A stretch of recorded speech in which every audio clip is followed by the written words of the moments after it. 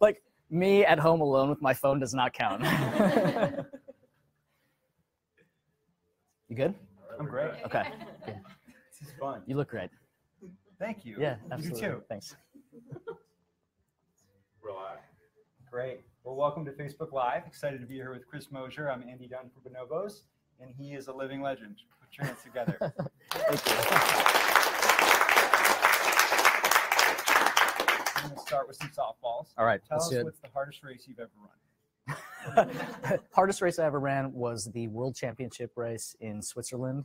It was the Duathlon Long Course World Championship. It was a 10K run, 92-mile bike, 18-mile run. And I realized I mixed my Ks and my miles there, but work with me here. It was about 8 hours, and it was Switzerland, so it was not flat. Unbelievable. It was fantastic. How'd it go? I loved it. I was the second American man in my group. Ninth in the world. Yeah, that's good. Incredible. And tell us where you're from. You're a fellow Chicagoan. Yes. Well, you ruined it. I'm from Chicago. I moved back to Chicago last year, but I had been in New York for 11 years before that. And tell us a little bit about your childhood. Okay. What do you want to know? Tell us about your parents. My parents. So I'll tell you what I want you to know then. Perfect. By the way, you know. Yeah, no, we're totally freestyling this. So I grew up outside of Chicago. I have a younger brother who's a year and a half younger than me. And then I have another younger brother who was born when I graduated high school. So big gap. And he's a sophomore in college right now. So very cool to have the distant brother relationships now. But growing up, I was always an athlete. I played t-ball, then baseball, softball, basketball. I had a failed attempt at running in 6th grade. I got lost on the course. I didn't take my warm-ups off. I didn't know you're supposed to take the pants off and the jacket off. So I ran the whole race, just like, it was a very short time in running. Yeah, I was just a super involved kid. Just loved being involved in sports. That's really where I found my friends. Yep. Made community, learned a lot of life lessons about how to communicate with people and leadership and teamwork and goal setting, all of those things that now as an adult, I really appreciate that I had those experiences from sport. I like the Ninja Turtles. Which one? I was a Donatello fan. Good choice. Thank you. Thanks. But Michelangelo, also the party guy. But I was in karate when I was 8 years old to about 14. I taught classes, 2nd degree black belt. Little known fact of my story, which is why I wanted to be a Ninja Turtle, actually. Yeah. And did you become one at any point? I was in a parade with the Ninja Turtles. That was as close as I actually got. Cool. Yeah. So we were talking earlier. Growing up, how did you think about yourself from a gender standpoint? Help us reflect back on that. Yeah, so I always feel like I've felt the same way about myself from a very young age. So even 4 is probably my earliest memories that I have about life and about gender. And so at the age of 4, I remember my aunt pulling me around the back of the house in the summer when I was running around the neighborhood with all the little boys with their shirts off. And her telling me, you can't run around like that. Little girls don't run around with their shirts off. And I thought, all of our little 4-year-old bodies look the same, so I don't really get it. As I grew up, I started to hear things like, little girls don't wear their hats backwards. And I was like, well, I wear my hat backwards, and you're telling me I'm a little girl, so I don't understand where this is wrong. And I started to get those messages about things I liked or about skateboarding or whatever my interests were. So I started to have these sort of moments where a lot of it was through sport and interests that started to conflict with the way that I saw myself. Yep. But I always sort of felt the same way about myself. I had very clear image of who I would grow up to be as an adult. Yep. And I had a clear image of the man I would grow up to be as an adult. When I was 12 years old, say 10, 12 years old, I remember having a torso ripped out of a muscle magazine that was just the chest and 6-pack abs of some dude, like a line drawing that I had in my closet. And I would look at that and be like, that's going to be me. Congratulations. Thank you. That's amazing. Dreams come true. I always knew it. So I had all of those moments where it started to probably be in like late junior high, high school, that I started to get these messages of like, wait a second, the world is not seeing me the way that I see myself. And the way I sort of dealt with that was by not dealing with it, by making myself busier so that I didn't have to think about my identity. So I really dove into sports, playing I basically went sport to sport to sport in high school, was editor of the yearbook, did photography, did whatever clubs and organizations I could to really just busy myself so that I didn't have to think about the other things of like who I really was as a person. Yeah. And did you confide in anyone or talk to anyone about this, or pretty much all internal dialogue? I don't even think it was on my radar to have dialogue about it. I think all of my thoughts about it now are thinking, well, that makes sense that I would dive into clubs, organizations, community service, all of these different things to busy myself to not have to have close relationships with people in college. Right. You know, because I didn't really want you to get to know me because it wasn't fully me. So I think I know all of this in hindsight, but I don't think I knew that at the time. Like, I didn't have the word transgender in my dictionary until probably like in college or after college. Like, to have it as an identity that wasn't something that was a joke. Because I remember seeing Maury Povich, Jerry Springer, you know, Tu Wong Fu, Thanks for Everything, Julie Newmar. Anyone remember that? Yeah, it's one of my go-to classics of just like, it wasn't really trans people, but it was like gender non-conforming folks or gender diverse folks who were the butt of a joke. And that was what I thought, you know, the identity was. And so, you know, it's actually kind of embarrassing for me as a trans person to say I didn't even know what that meant until in late college, after college. And what about when you heard it, did you identify with it? Were you like, oh, that's me? Or was it you heard it and then later there was a realization? Yeah, I definitely wasn't like, that's me. I mean, I think part of me was probably like, okay, let's think more about that. But I think I remember hearing it in a graduate school class. So I was out of undergrad in my 20s, and I heard we were studying college student development. And so there was a LGBTQ sort of chapter that we were talking about. And I remember somebody in my class talking about, I think the example was something about women who dress masculinely. And I don't think they had a clear understanding of what transgender meant, but they used this as an example. And as they got called on and they turned around and said, "No offense, Chris," and then said what they were going to say about trans people. And I was like, wait, what? Like, why would you say that? Wait, when was this? This was, I was probably 22, 23 years old. And so I think part of it was probably on my radar of like, I clearly was not the same as my peers in high school and in college. I was not the same as other girls in my residence hall, but I also knew that I wasn't like the boys. I wasn't exactly like my brother. And so I didn't really understand where I fit in terms of gender, because even at that time, I never thought of gender as a spectrum. Right. And I didn't know that there was anything beyond the checkbox of male and female. So tell us about dating. So about dating, I tried not to date because— Delayed as long as possible. Yeah, delayed it as long as possible. I had, you know, I dated men all through high school, through college. And then I met my now wife and had an amazing sort of dating experience of understanding who I was in terms of being in a relationship, because I think I was really resistant to it. Well, first of all, it would really be upsetting to me to have people call us a lesbian couple, because that was probably the first part of me understanding that I didn't identify as a girl. And I didn't understand that when people were saying it to me. I was just like, oh, that to me was not fitting. It didn't fit for me. It wasn't me. But I didn't understand what me was, if that makes sense. And was she helpful in that process? Or? Super helpful. She's the best, first of all. Hi, babe.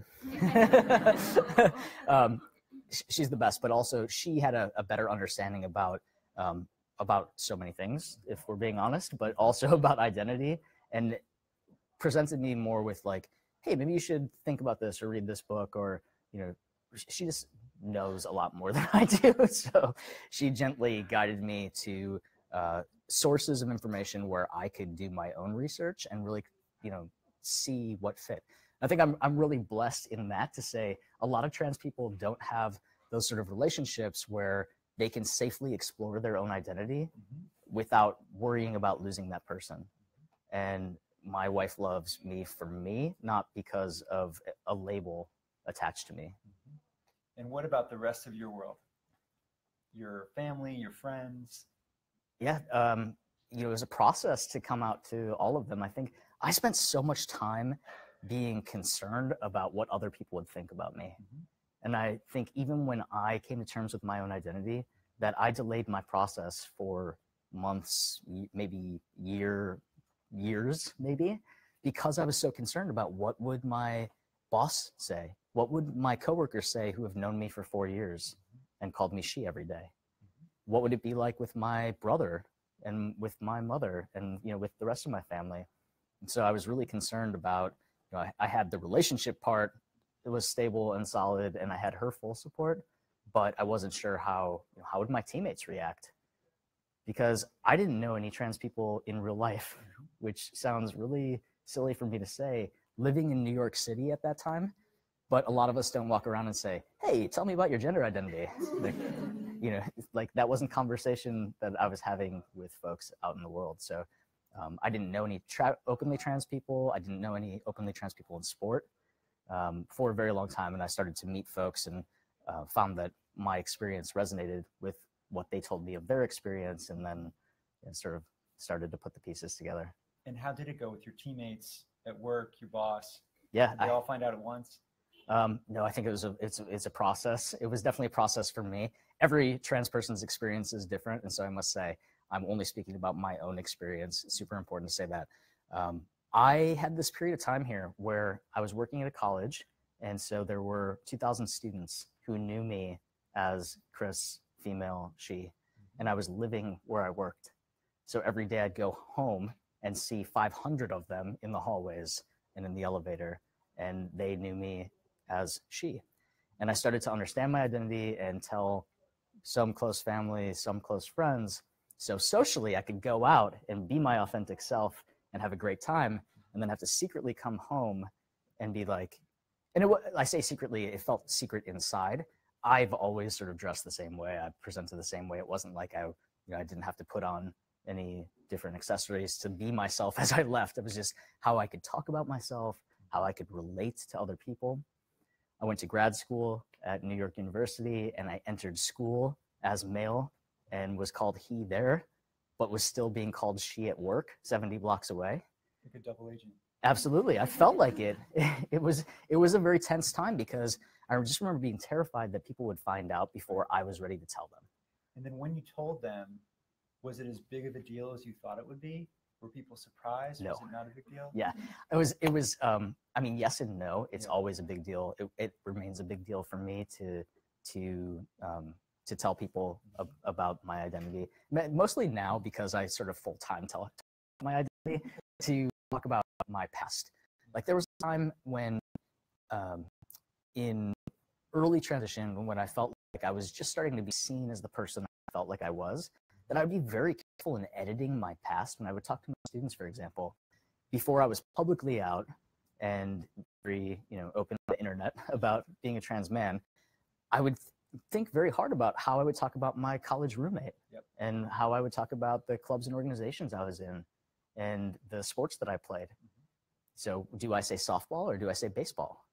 And those were things that I was thinking about constantly, what that narrative would be like, because I didn't want to impact the way that people saw me. Right.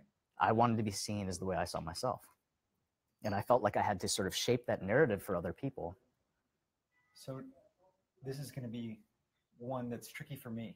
Okay. If I go back, Yep. As a girl growing up in Chicago, what do I say? Yeah, so I think that's fine for me. And I think this varies person to person.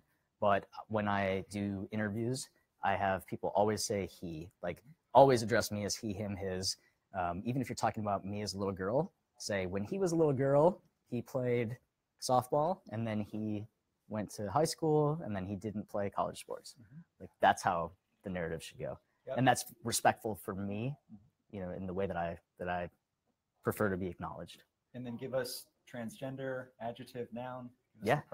So transgender is describing another word. So transgender man, a trans athlete. So trans and transgender can be interchangeable. My website is transathlete.com.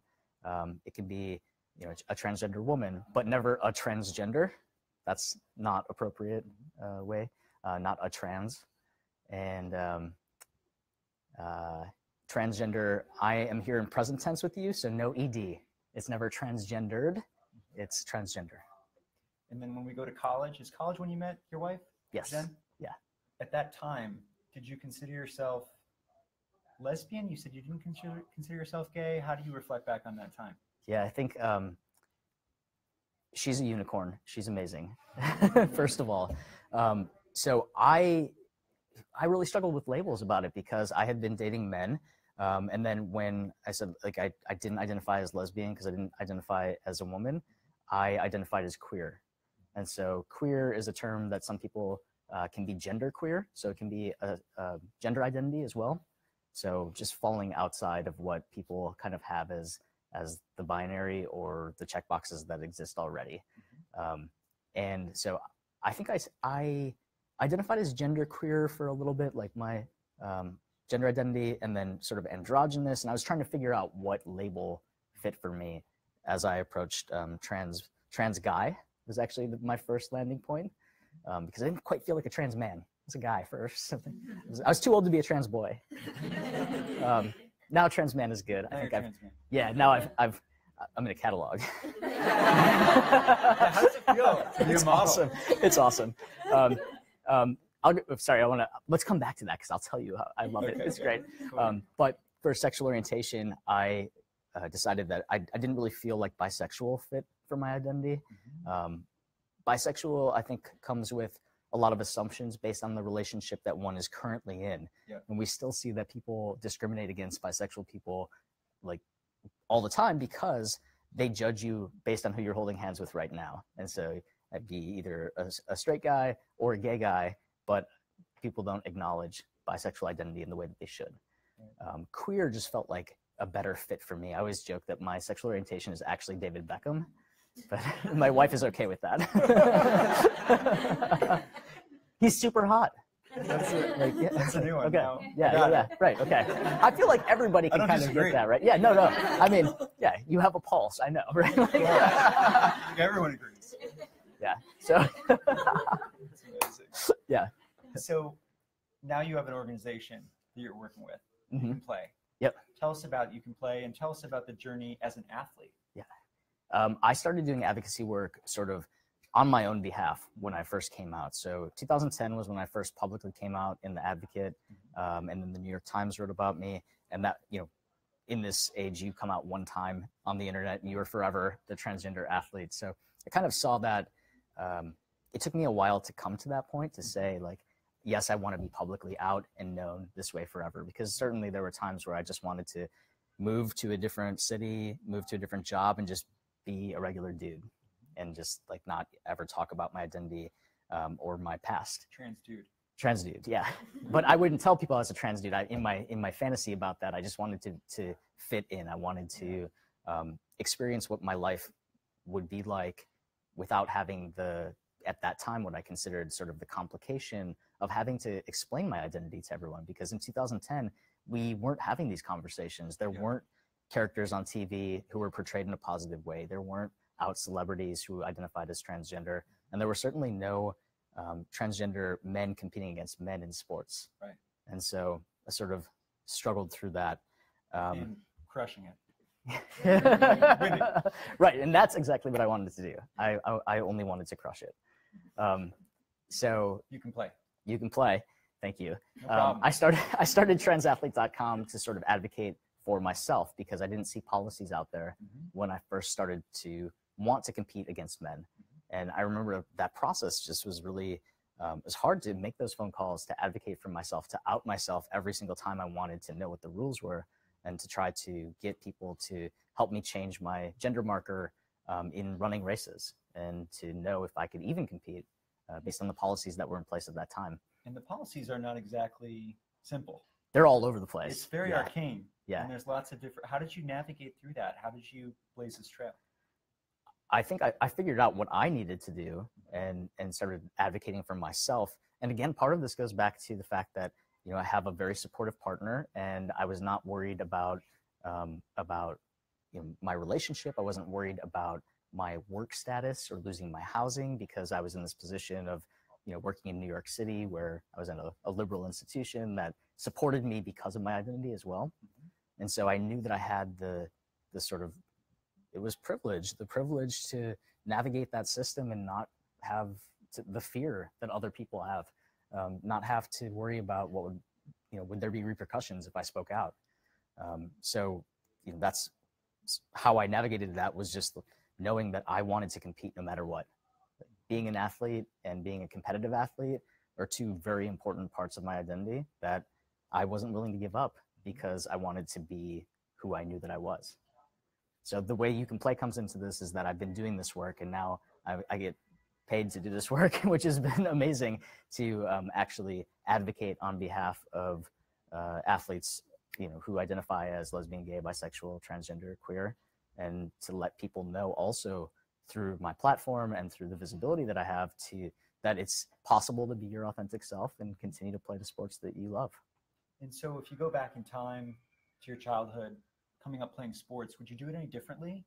Or if you could talk to yourself at 10 years old or 12 years old as you were starting to become a 3-sport athlete, what would you say?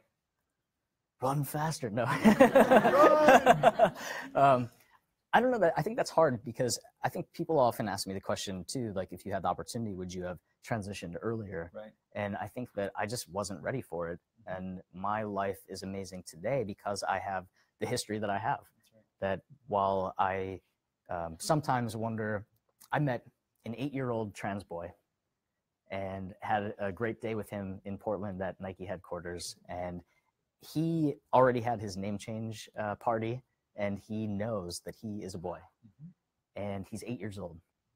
And I talked to him and I was like, you know, what is it like? Like, how do you know who you really are? And he, you know, told me his stories about how he told his mom that he didn't want to wear a dress, and he knew what he was attracted to and what he, you know, what he felt like how he felt he belonged in the world. And I remember all of those things about myself in that very same way when I see him. And so I wonder, what would my life have been like if at 8 years old, you know, I just grew up being, you know, raised and socialized as a boy. But I think, you know, I wouldn't be the person that I am today. I wouldn't be sitting here chatting with you if that was the case. Right, if that hadn't been your journey. Yep. And so for the kids who are out there right now who are having questions about gender, or who know, what do you say to them, or what would you say to them? Is there a specific message that you have, or it just depends on the individual? They're so far ahead of us. Kids, like, they know themselves. And the same, you know, I knew who I was at a very young age, and then we get these messages from media, from adults, from teachers, from institutions that something about that is wrong or doesn't fit within the norms that have been prescribed. I would tell kids, and I tell kids all the time, because I'm in the fortunate position to be contacted by kids all the time, that you know yourself better than anybody else. I would tell adults that too. Y'all know yourself better than anybody else. But we're so influenced by these outside factors. And so I just tell people to really, you know, follow the path that you know is right for you. And sometimes there's resistance on that, but at the end of the day, you're the one who has to live your life. And I more have to talk to the parents. Like, I think that's it. I have to talk to the parents and the coaches and the people who are my age, who grew up in the time that I grew up and had the messages that I had when I was a kid, and really sort of unpack what that means. Like, if you only see negative representations of an identity of a person, of course we would have negative ideas about that identity. And so a big thing for me is just to have conversations like this with people, like to meet people. If you compare statistics, they say that more people in the United States believe that they have seen a ghost than actually know a trans person in real life. Right? More people believe they've had a paranormal experience than have actually met someone like me. And so when I can just have conversations like this, make people laugh with my awesome jokes and my David Beckham sexual orientation, and because everybody can relate into that, you know, I think that it humanizes the identity.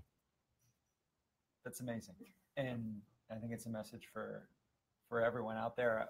On the parent side, I think that's interesting because the generations change, right? Yeah. And we're seeing with the world we live in, how much the world is changing even every 5 years. Yep. What do you say to parents? What did you say to your parents?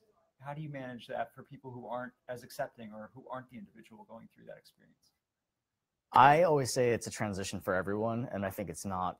For some people, they're totally cool with it and very open-minded and understand, but I think that those people are harder to find than the folks who just need a little bit of education.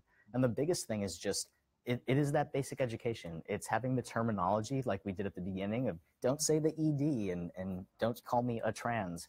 Never call me it or he/she. Like, that's not okay.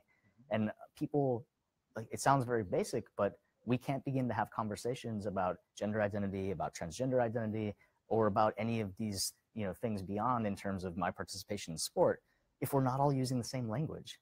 And so it's that very basic understanding to just be open-minded and know that you don't know what you don't know. And I always try to approach it like that. Like when we open this up to Q&A, ask me anything because you don't know what you don't know. And then if something is a little off, I'll help you work through it. But,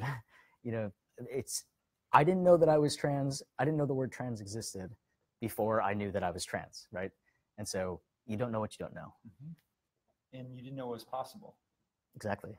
So for you, were there any role models growing up? Who did you look to or who did you admire? Do you feel like you had anyone like you? Obviously not the same. Yeah, what you're providing for trans folks, but was there some inspiration? There was inspiration. I didn't feel like I had any transgender men competing against men at a high level, and I didn't feel like I even saw trans men in sport in general. But also, I sort of fell in that between time where I didn't see transgender women in sport either, and so I didn't know that we could play sports, which sounds maybe a little silly, but if you can see it, you can be it. And I really think that for me, being out and visible is so important because I want to be the person that I needed when I was younger, that I wish that I would have seen participating in sports so that I knew it was possible, like the 4-minute mile, right? You just have, one person has to break that door down and then other people can do it too. And we talked a little bit earlier about Fallon Fox. And do you have a view that if you are a man versus a woman and you're transgender, that it's any different in terms of the fairness of competition? There's been lots of talk out there about this. How do you think about it? Yeah, I know that as a transgender man, I have received the male privilege card when I transitioned, that I basically got a pat on the back when I started to win races because no one ever thought that I would be competitive against men. Sports and society are so incredibly sexist. And if you think about, if I say who's the best athlete in the world, I think people automatically go through their list of male athletes and don't even pay attention to the fact that Serena Williams is the clear and obvious answer. So I think that I was, sadly fortunate enough to be in this position where I think it was safe for people to give me that pass because they didn't think, even after I started to win races, that I would be competitive against men. And when I made Team USA, that it was a good job, but it wasn't a big story. It wasn't a big deal.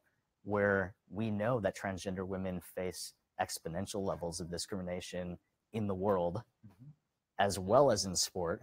And then if you layer on other factors of identity, trans women of color face the most discrimination. And so, there are all of these factors where I think the policies that are in place are made to prohibit and prevent and provide barriers to the participation of transgender women without really regard to transgender men, because again, no one thinks that will be a threat. And back to the question about who you admired. Yes. So now that you're able to play this role, do you feel like you're able to build community as well with other transgender folks out there? Are you able to bring people together and create what crazy we're living in New York and you didn't know anyone else? Yeah. What are you doing about that now? So, Instagram is amazing. I think that's one of the greatest tools. When I was first understanding my identity, I did a lot of it through YouTube. And so I would find people who were documenting their transition on YouTube and follow their stories And then I know people did reach out and they had conversations, but I was sort of a creeper because I didn't want people to see my name in that space because I wasn't ready for that. But now I feel like, anybody who messages me on Instagram, I write back to them. So I'm in communication with people across the world who are in various stages of transition or thinking about their gender identity, or are the parents of transgender kids or grandparents. I mean, it's a really cool opportunity to have that. And then when I have the opportunity to speak in public, I think that is a community sort of rallying point. So And tell us about the transition. How long did it take? So it's What's it like? Yeah, it's a 3-month process. No, I'm just kidding. I say transition is a lifelong process. I will always be in the state of transition now. I take testosterone, and I will be doing that for the rest of my life. For me to understand my identity and then to go through the steps of figuring out, okay, do I want to socially transition? What does that look like? Changing my name, which I didn't have to, I've always been Chris, but changing my pronouns at work and with my friends, changing the spaces that I access, the locker rooms, the bathrooms. Do I want to make a medical transition? Do I want to have top surgery? Do I want to have testosterone and go through that process? And so, I think all of that, it wasn't like there was a start date. Like I celebrate my maniversary. You do? Yeah, absolutely. How It's far like apart from your birthday? better. So like when I was a kid, I Is this didn't. just to get more gifts, or? No.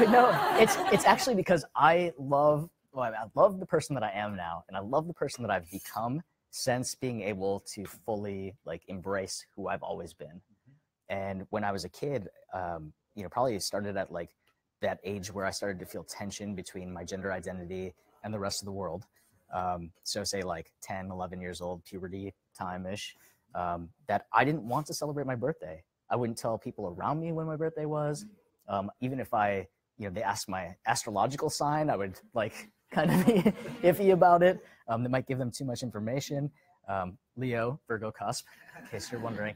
But I didn't want people to know that because I didn't feel like I was worthy of being celebrated. Because I started to feel like such a disconnect between how I was existing in the world and who I knew myself to be. And so when I finally got testosterone and started the process of a medical transition, that was a very special day for me, and I celebrate it every year. What's the day? My anniversary. I know, but when is it? June 4th. Okay. Yeah. So Send gifts to, no. So I'm going to open up for questions, but before I do, we're going to just do a quick lightning round. Oh, these are awesome. Yeah, Ready? yeah. Captain Crunch, no. Captain Crunch or Fruit Loops? Captain Crunch, Daytime or nighttime? nighttime. Salsa or guacamole? Guacamole all day long. Beer or wine? None. Mountains or beaches? Beaches. Running or biking? Biking. Biking or swimming? Biking. Running or swimming? Running. Swimming. Anyone now, No, right? swimming. Beyonce or Rihanna? Ooh.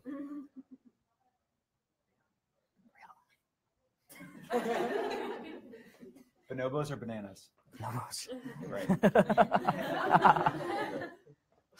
Before we start, I'd just like to thank Sam, who you can't see. Maybe Sam can turn and wave. Sam is the reason that Chris is here. Maybe you can briefly say how you guys met. I think I was checking out, you can correct me if I'm wrong on this. Here's my version. I was checking out at Fairway and I was like, this dude is totally creeping on me.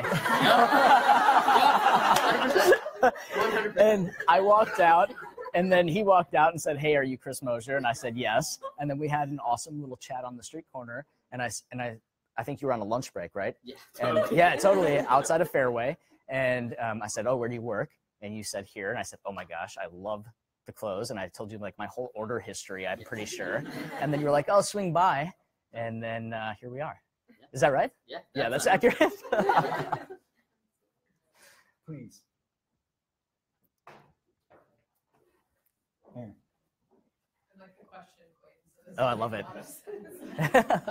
I'm curious kind of about with you going into sports, did you find like athletics and sports to be a very welcoming place for you as you were transitioning, or did you feel like any sort of boundaries you had to break through in that capacity? Like were people accepting, or is it because it's very clear, like men in one sport, women in another, that you found it hard to find acceptance, or was it just the opposite? Totally the most nerve-wracking space aside from telling my family. I was really concerned about losing those relationships with my teammates, losing my ability to compete because I didn't know the policies, and then also just sort of how I would be viewed in that identity that was so important to me of being an athlete and being competitive, and not knowing or seeing that it was possible before me. When I did come out, I found that my teammates loved and respected me because I was a good athlete, and it was awesome because they educated themselves. So a lot of times transgender people are, and anyone who has some sort of marginalized identity is forced to advocate for themselves, to explain why they should exist in the world, and to like, you know, have to correct my own pronouns or tell them why I belonged in a certain space. My teammates did all of that for themselves. And so they were like, oh, you're trans. Okay, well, I've never met a trans person before, but how can we be helpful? And so they would correct other people's pronouns, and they, you know, just viewed me as another great athlete and not necessarily with some sort of asterisk attached to my name. So I found that was really amazing. And then even in people I was competing against who didn't know me, that the reactions that I had were, again, and I, you know, acknowledge that this is very different than the experience of transgender women in sport, that it was pretty smooth sailing. Like I definitely had cases where people said things to me, made comments about my presentation or about where I was lining up to start a race, or are you a guy or a girl? Like a lot of those comments. But overall, the sport community was probably better than any other space that I was in. Yeah, sports are awesome.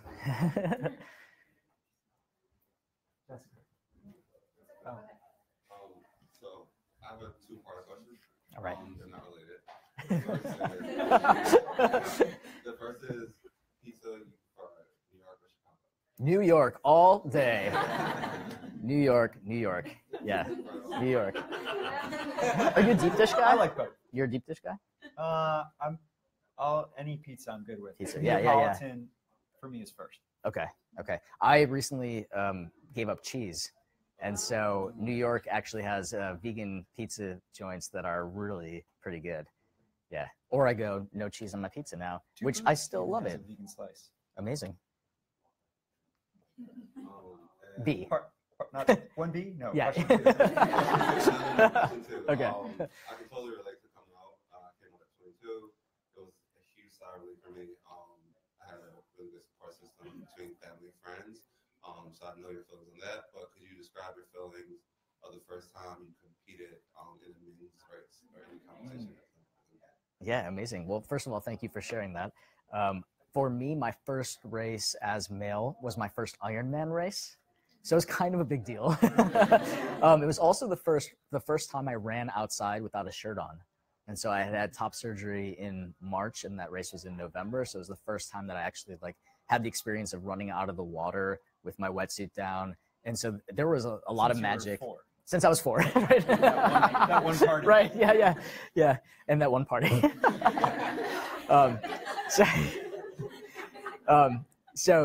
There was a lot of magic around that race. Sort of, you know, a lot of it was me thinking about my athletic career in terms of my transition. And so because that was the first time that I was able to line up and race as male, to be, you know, to feel like I was being seen as myself, go into the men's changing area and to run out the other side, you know, to run with my shirt off. All of those were really big moments for me. And so when it got challenging on the run, I just remember thinking, you know, this isn't hard. Living my life every day as a trans person in the world is hard. This is voluntary. I signed up for this. As weird as that may seem to some of you.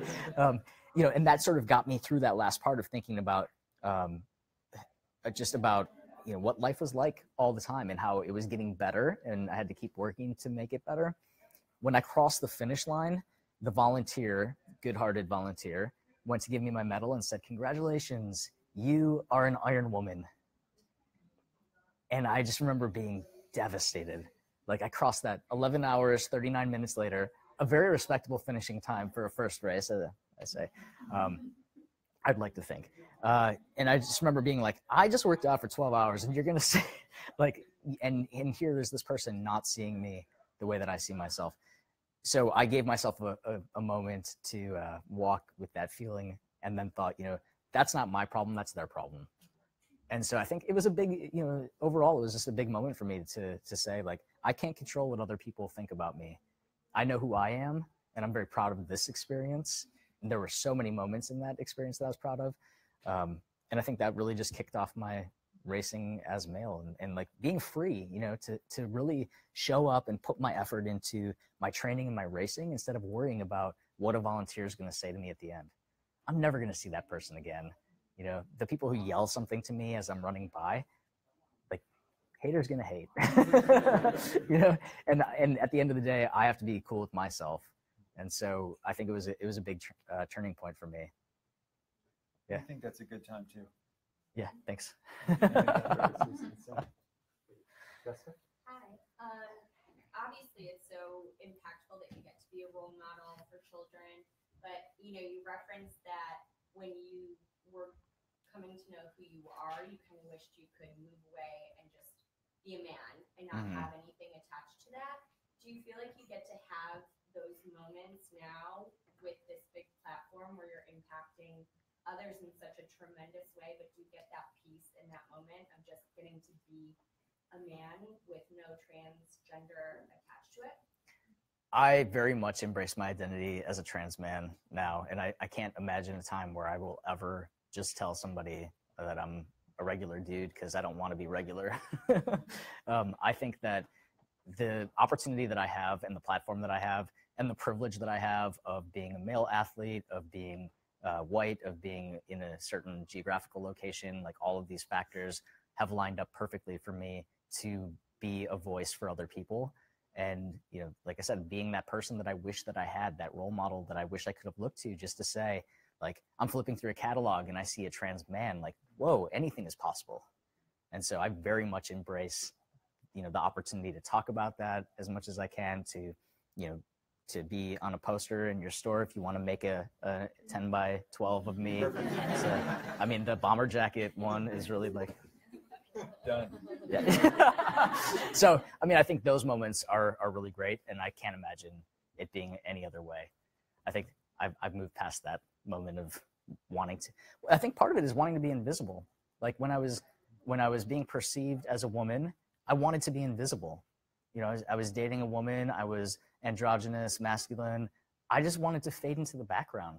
That's part of the reason I didn't want to celebrate my birthday. And now I think I'm at a point where I understand the importance of visibility as a tool for social change.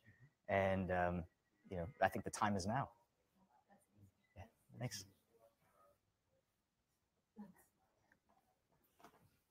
We're taking questions from the audience. We don't have any yet. Okay. Awesome. Grace, I was wondering if you can talk to us about your relationship with clothes and how you use fashion to kind of like express who you are and feel more comfortable. Yeah, I think I've always dressed more masculinely because that felt comfortable for me to express myself. And then as I started in my social transition, I think I really got into, I have some pretty amazing Pinterest boards. Judge me if you will. I thought it was a really great way for me to collect these style ideas of saying this is the person, this is the package of the man that I see myself as. And it might sound silly, but it really played a big role in how I felt comfortable expressing myself to the world. Because if you feel good in how you are expressing yourself, like for me, it's about a good haircut and about clothes that fit now. For a long time, I wore baggy, swimmy clothes because I didn't want people to really see me, particularly discomfort with my chest. So big hooded sweatshirts, poor posture, now to be not only confident in the person that I am, but also wearing clothes that fit me and look good. I think it sounds a little vain, but it makes a big difference in how I navigate and experience the world. So yeah, Pinterest board. Yeah, thank you, because I've been a customer since 2010, as we talked about, this opportunity is so amazing because I think that there are companies that want to elevate transgender voices for the wrong reason. right? And I feel like, you know, it's very of the moment now to talk about inclusion and respect. And there are ways that people do that that are authentic, and there are ways to do that sell clothes, right?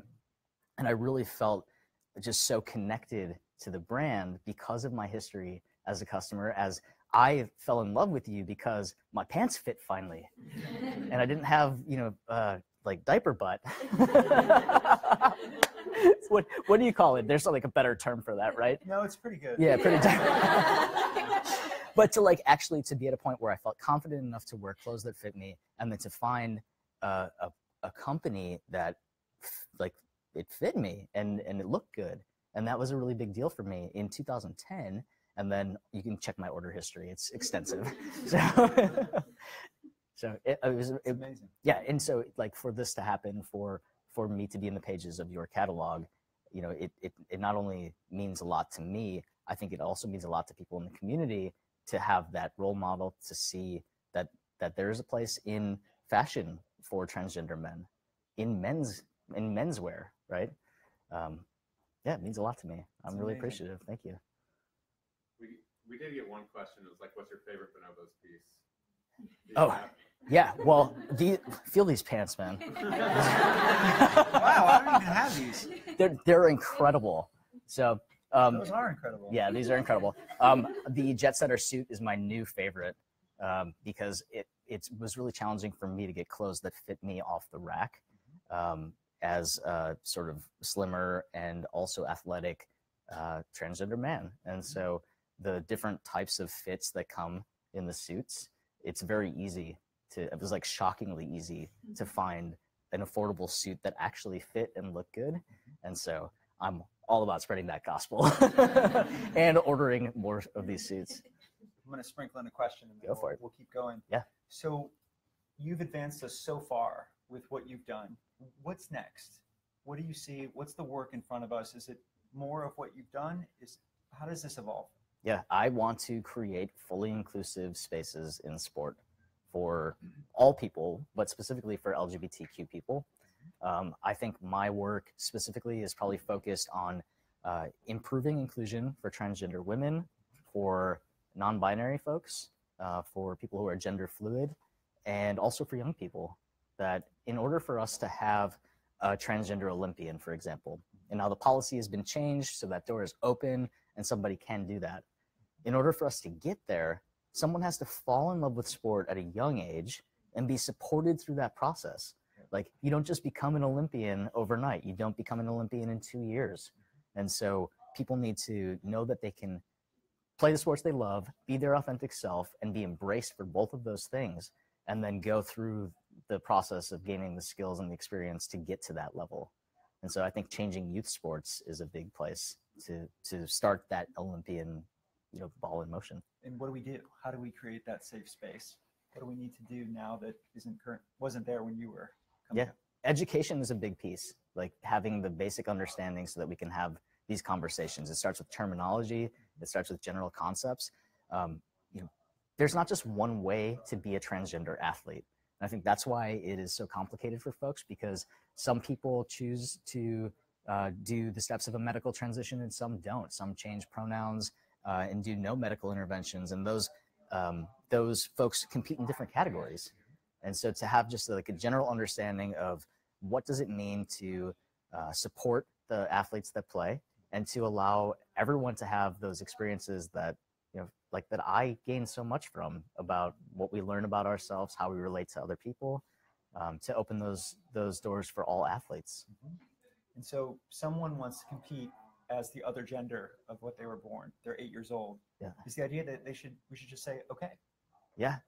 Well, so first of all, I'll challenge you on the other gender. There's more than just male and female, right? So the first thing might be us shifting our perspective to say that there's only these two options.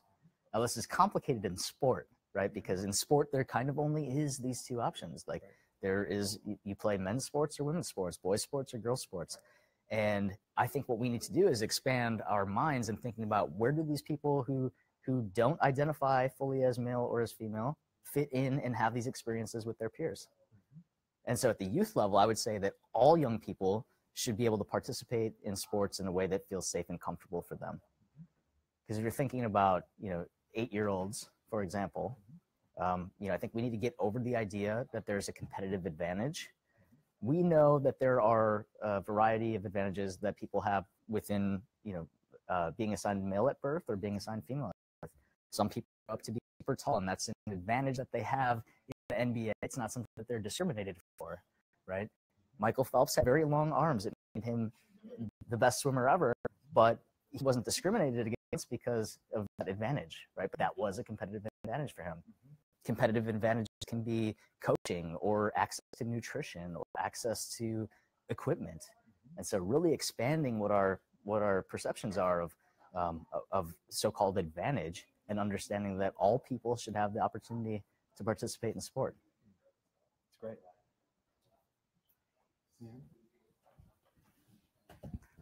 Okay, so I have a question about representation. So obviously representation is super important. Are there any brands out there that you've seen that are doing representation well, and how can brands strive to do representation better than they're already doing it? So I am sponsored by Nike, and I think that Nike has done a tremendous job of not only providing me a platform, but also providing a platform for the lesbian, gay, bisexual, transgender, and queer community in general. And they have done that for many years, specifically with their Be True line, as well as highlighting me as a sponsored athlete, highlighting a transgender woman of color in Pride Month last year, with her video playing outside of Madison Square Garden. I mean, I think that the visibility that they have provided in a way that is really authentic to the brand has been really incredible. And that's the one that I pay attention to because I'm closely associated with it. I think representation is so important. Visibility is so important. I think about what it would have been like to flip through a catalog when I was 10 years old or 14 years old and see me now in it. So I think it's amazing. Something you said to Andy's prior statement kind of sparked this question. You were saying like men's sports versus women's sports, girls versus boys. What are your thoughts on the fact that we do kind of separate by those two very binary genders? And yeah, I guess what are your thoughts on that? It's really complicated. It's hard for me to talk about and to advocate for non-binary folks in sport because I think we don't have the language yet. I don't think that we understand how best to support those athletes and also maintain, like how to best support those athletes within the system that we're working with, right? And so those athletes might be able to self-identify where they would feel most comfortable, but they're still forced to choose between men's and women's sports. So I think that I don't know what I don't know yet about how I can better advocate for the inclusion of all people in sport. I think the policies aren't there yet. The research isn't there yet. So there's very little research about transgender athletes and performance and things like that. So a lot of the policies that are in place are based off of assumptions. So I think we will probably see an evolution of this within the next 5 or 10 years because organizations will be forced to do the research because now that we have visibility, more and more athletes are coming out. While that's coming across, let me ask you, is there a chance that it should just be done by ability, that it should be one group? Would that be more inclusive? And then, or is that the wrong way to think about it? It probably depends on the sport, but I also hesitate to take that answer because women and girls have fought so hard to have equal access to sport.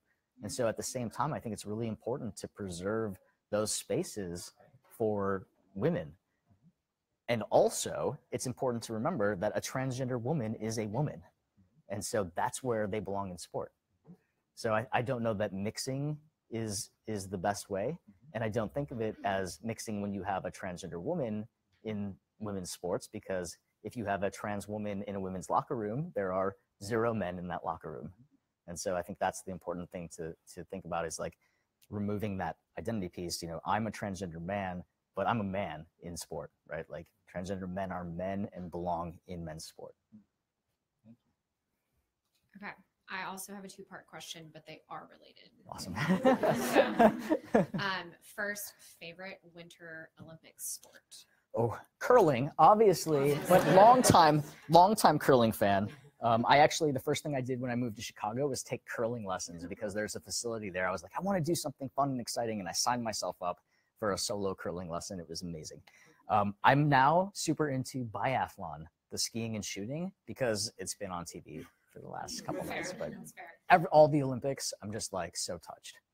All of it. Okay, so in the same vein, I actually really appreciate what you said about sport and kids, and I think that that's so powerful, and I know it played a big role in how I grew up and made friends and felt part of a team. So how and who, I guess, are some transgender athletes that are kind of coming up through the ranks now that we could follow and encourage and just be a part of their story? Yeah, I don't want to out anybody who I don't know how out they are. But I will say that in professional sports, there is now Harrison Brown, who's in the National Women's Hockey League. He's a trans man who plays on a women's team. And then there is Jessica Platt, who's in the Canadian Women's Hockey League, transgender woman who's playing with women and has been for several years. And I think it's cool to see those different types of representation because those two stories are very different than my story as a trans man competing against men. So it starts to broaden the experiences that people can have of saying, okay, well, Chris is a transgender athlete and he's a transgender athlete and she's a transgender athlete, but all of those like paths and experiences are very different. Yeah. So a couple questions around stuff not related to everything we've been talking about. What are you watching on Netflix?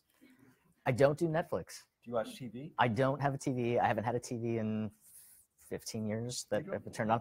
I turned on the TV when my commercial was on in the Olympics. I actually caught it, like I hit the button and it was such an old TV that the screen stays black for a second.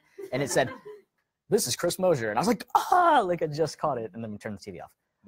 That was it. And now I'm watching it because I'm in a hotel. I'm watching the Olympics. I will stream the Olympics. But the only time that I really watch TV is the Tour de France every year. Every single stage, every single minute, even the 5-hour stages, I'm just obsessed. It's only a matter of time. It's pretty much a matter of time. And also interest, though. Like, I can't really get down with sitting and watching for too long. Take that back. RuPaul's Drag Race. There you go. Guilty pleasure. I do watch all of the RuPaul's Drag Races online with my wife. That is I think I'm an episode behind now. Thanks for reminding me. Okay, good. And who's no longer living would you most like to have met? Michael Jackson, 100%. Did you see how fast that was? Thank you so much. I've been thinking about him a lot lately. Favorite album? I don't have a favorite album. Just the whole thing. Just general, all love. I listened to the Jackson 5 greatest hits though 2 days ago, and I think that we collectively probably forget what a magical human being he was, and to think of like how he was singing at that age and the experiences that he went through that we know of in his lifetime. He's a unicorn too. Yeah. And if you could have any superpower, what would you want to have? I would be able to speak every language in the world. I think communication is so incredibly important. I stole that from my wife. I'm so sorry. Now they all know. Her superpower is so amazing. I think that communication is so important, and just to break down that barrier, because I know even like talking about my transgender identity, we don't all have the same language, and it's really challenging, especially when my story is translated to other languages where they don't have the word transgender and they use something like transsexual, which I would find offensive, but that's the only word that they have. I think communication is so important. What kind of work needs to be done outside of the U.S.? Do you think about it globally? I think people need to not be killed for having their identity, right? Like in some countries, it's a death sentence to be publicly open and out about even being lesbian or gay. And I think that, I can only do my scope of work. So I really try to focus on North America and help other athletes who contact me if they do. But I don't know. I think I don't know the politics well enough to say what everybody needs to do. Everybody needs to treat each other with kindness, love, and respect. And that's really the bottom line, right? And what do you most believe that the fewest people you know believe? I like this Tim Ferriss question. You listen to Tim ready? Ferriss? Yeah. That's not who I stole it from, but. Oh. It's funny. I stole it like from Sarah Lacey. Did you? You know. No, but like, do you ever answer the questions along? I'm totally buying time right now. Do you ever answer the questions along with the podcast to say, this is what I, like, if you had one billboard and you could put it anywhere, what would it say? Like a billboard in Times Square, what would it say? Yeah, like, I don't know the answer. I listen to all these podcasts. I listen to 100 people answer this, and I don't have an answer for it. What do I believe that most people don't believe? I'm not really sure. Or what do you think we should take? You've said so much. What do you think is the thing that we should walk away from and say, here's what we learned, or here's what we need to do. What do I do differently tomorrow? Is it just the language, better, more awareness? Yeah, What can I do? What can you do? I think educate yourself. That's number one, right? So if I've said anything that you had little question marks around, go home and Google it and find more information. Find a book, watch a documentary. There's so many tools now. You know, we're living in this age of infinite information. And of course, there's some sifting you have to do to make sure that you're getting the right type of news or the right resource. There are plenty of articles out there that actually intentionally call me she even right now because they're that type of publication.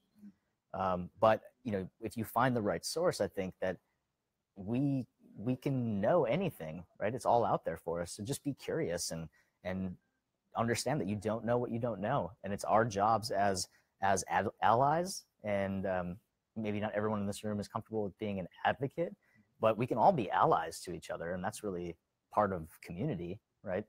Is being good to one another and trying to understand that, you know, I am not an object to be used, but a person to be loved, right? We are all not just objects to be used in some sort of relationship form, but people to be loved. And if you think about it that way, that we can relate regardless of what our differences are, you know, what sports teams you like, or you're a Cubs fan, right? I knew. I felt that. But even if, say, you like the Yankees or something, that we can still be cool with each other because we both like baseball and can rally around that idea, right? Like we are a global community, and if we act, you know, it's like the golden rule, you know, to just treat people with kindness, love, and respect. I can't think of any better way to end. You're an amazing person. Thank you. And we're so grateful to you. We're so proud of what you've done. Thank you. We're humbled to be in any way connected to you. I appreciate it. So please thank Chris. Thanks so much. Are you hugging?